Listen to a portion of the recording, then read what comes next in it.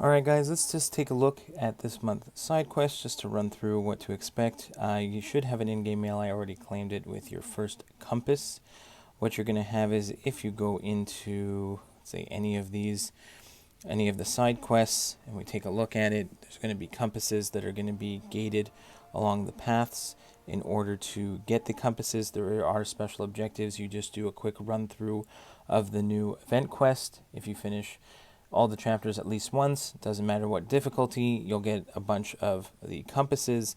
And then to get the rest of the compasses, at the moment, you go into the solo events. You have X-Men use and destroy all mutants. And if we go in there, we can see that some of the milestones, that's where you can find the yellow compass. And then if we go further down, we have a gray compass. And then all the way at the end is a silver compass. You don't need all of them this month. There's the same in destroy all mutants. If we take a look, there's also this white compass here, the bronze compass, and the gold compass. So it doesn't look like we need them yet, but there's going to be further, other chapters released every week. And this is the quest where you get to go in, and there's also the new strikers feature.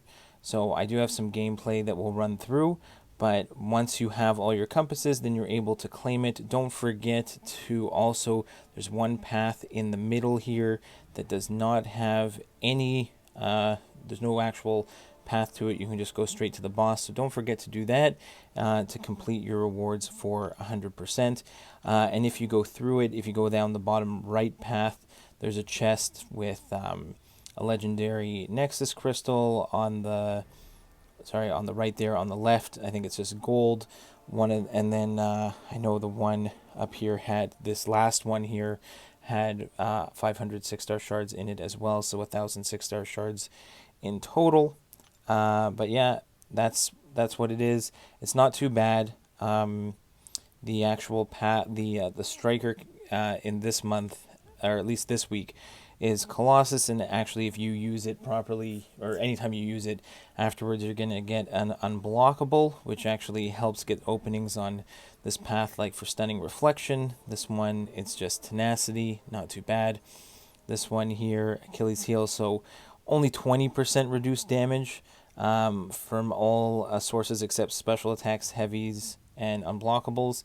So it's not really that cumbersome. You can pretty much use anyone you want. And then Oscillate, I believe I've got gameplay for that one. So I'm going to put that path in, but it's not too bad. You can do, you can practice against your own champions in order to, to cheese the side quest, or you can just use mutant champions in the lower quest and auto fight some of them.